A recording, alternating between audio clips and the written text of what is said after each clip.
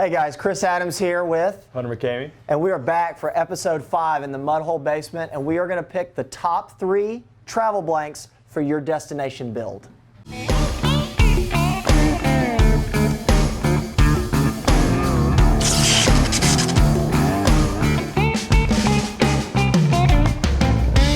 Alright, so this is it, episode 5. Episode 5, what are we talking about? Do you think we'd make it this far? Honestly, yeah. Yeah, of course. We got hundreds of these. We are going to pick some travel blanks when you're going on a destination.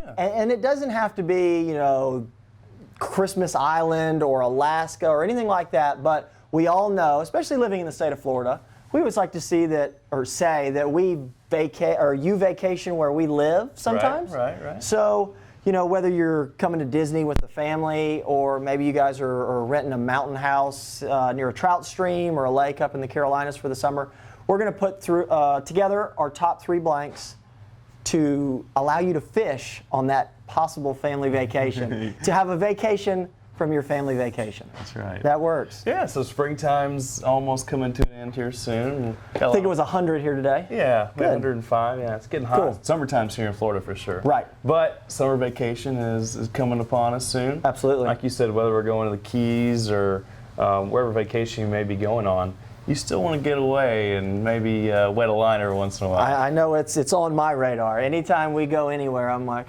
checking Google Earth, seeing what's around. So, yeah, you don't always have to go with a guide. You might break out for an hour or two in the afternoon. Especially down here in Florida, if you come to Disney or come to visit Mudhole or do both at the same time. Right. There's small ponds and everything around the hotels. You can sneak away for a few minutes. Shoot, yeah, some of the biggest bass live in that Holiday Inn Express pond. Exactly. So, cool. All right. What we got first? Well, you are going to walk us through what you would pick to come down here, right? Okay, so if we're going to, we'll say Florida, to come to Disney, or maybe even if we're going to a lake house on, I don't know, Tennessee River maybe? Yeah, one of the Tennessee River lakes, or Smith Lake in Alabama is a great place.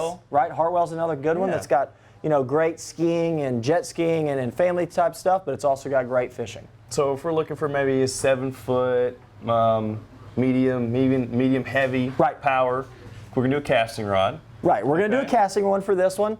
And looking at the MB843, in the one piece is always the popular one, so luckily we've got it in a travel rod. Yeah, we have the TR843. Absolutely. -3, it's a 3-piece blank. Exactly. So it makes travel a breeze, no problem there. It does. Like I said, I think that's a medium power.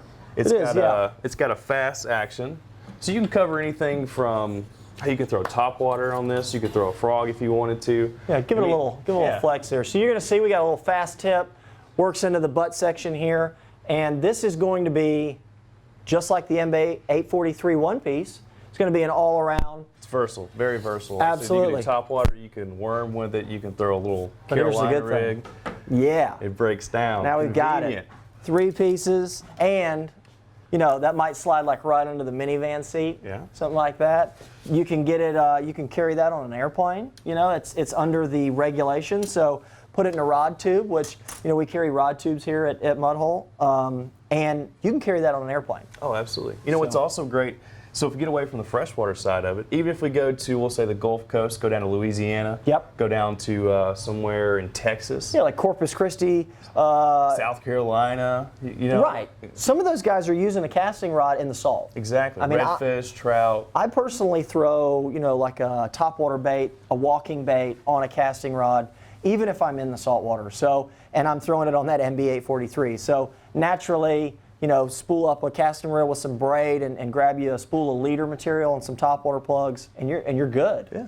You don't need a whole lot of stuff. So that's your pick. That's my pick for casting rod. Yeah. So let's switch it up. Let's go for a spinning blank, spinning rod. What would you recommend for that one? Well, I'm going to go with the TFW 842. Okay. So what we're going to do is we're going to dial the power back just a little bit. Right. So it's going to be that medium light to light.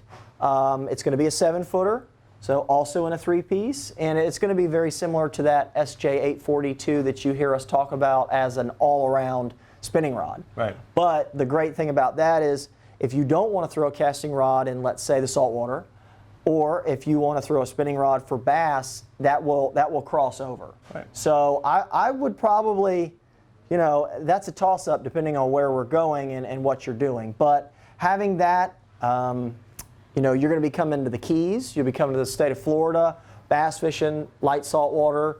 And also, when you go up to some of the TVA lakes or some of these lakes that get really hot in the summer, you kind of have to, you almost have to do what you have to do in the wintertime when it gets really cold. You got to dial back the baits and you got to fish a little bit slower. The fish get kind of lethargic. So you can catch fish anywhere you go in the United States on like a shaky head with a trick worm. Absolutely. A Cinco, weightless Cinco. Anywhere you go. Wacky rig Cinco. Right. You can't go wrong with that. Yeah, and luckily you can get that stuff at the local tackle shop if you don't already have that, but you're covered with the rod. You can bring the rod that you've built, you can bring the reel that you're comfortable with. You don't just have to go into a Walmart and just pull something off the rack. You've got the gear that you need, and then you can just walk into a tackle shop and buy some wacky rig hooks and some Cincos and get to catching. Exactly. So for the third option, let's mix it up a little bit. Yeah. Let's say we're going down the Keys. Right. Maybe we're going down to Key West for a week or so, or maybe in the Bahamas. Okay. Let's get tropical. I like this. Yeah. I like where we're going. Is this spring break 18? It might be. Next year? Next year. Awesome. So let's switch it up. What do you got for that?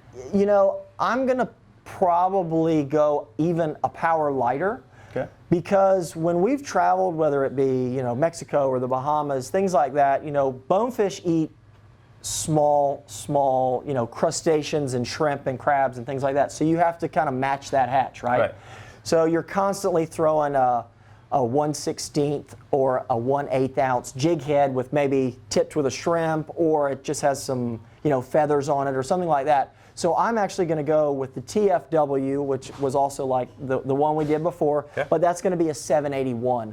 So now that's going to be a 1 power, and now it's going to be more of a mod fast, because just like when you have, let's say, a fly rod, for example, you got to protect that light leader, right? Because the bonefish are going to live in gin clear water. You're going to have to use very light line, and when they take off, they'll melt a reel, or they'll pop that leader. So you want a little bit more of a mod fast, and of course to throw that lighter bait, that's going to be something that you're going to be very successful at.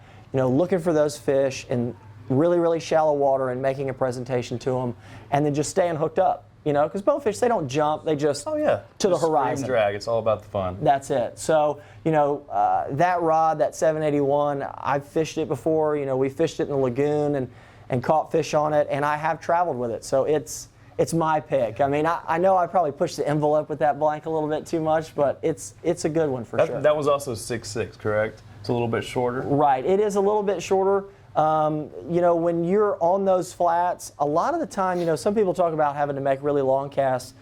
I like that a little bit shorter length. I feel like it can be a little more accurate, because accuracy is going to be key. Right. If you're out there and you're watching tailing fish and you're all over the place with it, you're going to spook those fish and you're just not going to have a shot. So I feel more comfortable with a little bit shorter rod that you can make, because it's such a light bait, just make that pinpoint cast just right there out to him, and that's the one you're going to be successful with. That's a fun one for sure. So. And that rod could also double. Let's flip the spectrum a little bit. Let's say we're going up to like the Smoky Mountains. Right. We're going up to maybe East Tennessee. Yeah, that's going to be your trout rod. That's going to be your small streamer trout rod. And you can throw small little spinner baits. Yeah, they throw those little spoons, like a road runner or like an inline spinner, things like that. Rooster tail. Yes, rooster tail. You can fish, or you can hand it to the kids and they can go out and catch trout out behind the cabin or whatever it may be. And of course that would also cover it for panfish and throwing a beetle spinner or things like that. So that's that one. That's a good one. So now we've got a couple precautionary things and some unique build characteristics to a 3-piece blank, right? Correct. So tell me a little bit about that. Okay, so for one, obviously we have a multi-piece blank. Right. So a little bit different when you go to spine the blank, Sure. When you do this, you want to spine each section, by itself. Right. So you actually want to, you start. So I start at the tip, right? Start with your tip section. And you want to, it's the same technique of spining, a one-piece blank. Yeah, just a smaller section, right? Yep. So you go through, spine each one, make your mark. Make a mark, and then you move on, right? Move on to your next one. Now, I'll just jump ahead, but most people, we have a question about spining all sections. Now this is just that one power, and you can see there's very little flex in this on its own. So what we try to do is spine the first and second section, and then put them all together, and then check that spine. Yeah. So we'll go through, this is section 2, and we've got them marked, and then we will double check that when we put them all together. So once you put them all together, it does show a little bit of flex here, but nothing as much as section 1 and 2. Right. So now, what do we have to do here on these ferrules to kind of reinforce them? I mean, yeah, generally the rule of thumb is you want to put, a ferrule wrap on each one. Right. It just adds a little bit of, I guess, structural integrity to it. Yeah. It finishes off each wrap, and yeah, for me, I mean, I usually do like the width of my thumb. Yeah, it doesn't take much. There's really not a standard of, taking the circumference or the diameter of the blank and measuring it and multiplying by any specific number. As long as you do about, the width of your thumb on each one of the female section of this blank, that's going to give you a little bit extra security when you're fishing a multi-piece rod. And that's from a fly rod to a casting rod to a spinning rod. Anything that's multi-piece, you're then going to need to come in and add those ferrule wraps. It's just a recommendation. That was a good point. The female section, you do not have to put a ferrule wrap on the male section. So. Exactly. So just the female section. And then from there, picking your handle and your guides. I mean, we're going with the CRB guide system. These are in the length ranges that we have for the spacing. So that really just makes that much easier. So you set up your handle the same way. Obviously, you can just build on one section at a time, and then put all your sections together after you get your handle mocked up, measure it out, lay the guides out, and follow that CRB spacing for those kits, and that is really it. Yeah. One more thing we need to add. Okay. The blank extension tool. Right. That is a crucial little tool, inexpensive tool, and it's going to help you with the ferrule wraps. And it's also just going to help you with, wrapping these multi-piece sections to begin with. Right, absolutely. That allows you to insert that blank extension tool into each one of these sections and then put it in your hand wrapper and go at it piece by piece. One, just for doing the ferrule wraps makes it very easy, or two, if you're in a position that you don't have space to where you can run the full length of the rod together, right. That's a good space-saving tool, as well as just helping out. So it's great. It's a very inexpensive but very, very valuable piece. So anyway, I think that covers it. That's good. So I'm ready to go. We're going to we're going to the Bahamas. Yeah, we're going to the Bahamas. That's awesome. So guys, thank you very much for checking us out on episode 5. Episode 5. Of Mudhole After Hours, and make sure to follow us along. We've got the blog, we've got Facebook, Instagram, and our social media channels. Always make a comment underneath the video here or on Facebook, and either one of us will be happy to answer the question. So till next week, episode 6. Bye.